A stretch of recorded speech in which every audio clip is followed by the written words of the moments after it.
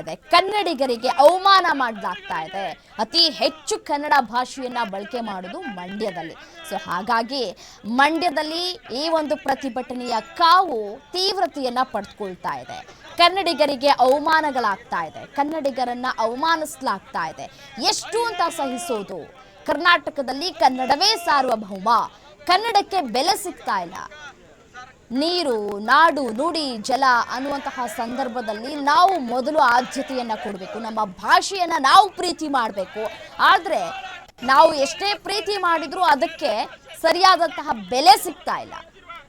ಕನ್ನಡಕ್ಕೆ ಅವಮಾನ ಮಾಡುವಂತಹ ಕೆಲಸಗಳು ಆಗಾಗ ಆಗ್ತಾ ಇರುತ್ತೆ. ಸೊ ಸರ್ಕಾರಕ್ಕೆ ಬಿಸಿ ಮುಟ್ಟಿಸುವಂತಹ ಕೆಲಸವನ್ನ ನಾವು ಮಾಡ್ತೀವಿ ಅಂತ ಹೇಳಿ ಆಕ್ರೋಶವನ್ನ ವ್ಯಕ್ತಪಡಿಸಲಾಗ್ತಾ ಇದೆ. ಪ್ರತಿಭಟನೆಯನ್ನ ಕೂಡ ಮಾಡಲಾಗ್ತಾ ಇದೆ. ಪ್ರತಿಭಟನೆಯ ಕಾವು ಕ್ಷಣ ಕ್ಷಣಕ್ಕೂ ತೀವ್ರತೆಯನ್ನ ಪಡೆದುಕೊಳ್ತಾ ಇದೆ. ಮಂಡ್ಯ, ಮೈಸೂರು, ಮತ್ತೊಂದು ಕಡೆ ಬೆಳಗಾವಿಯಲ್ಲಿ ಕೂಡ ಈ ರೀತಿಯಾದಂತಹ ಪ್ರತಿಭಟನೆ ಯಾವ ರೀತಿಯಾಗಿ ತೀವ್ರತೆ ಪಡೆದುಕೊಳ್ತಾ ಇದೆ ಅನ್ನೋದನ್ನ ಕೂಡ ಗಮನಿಸ್ತಾ ಇದ್ದೀರಿ.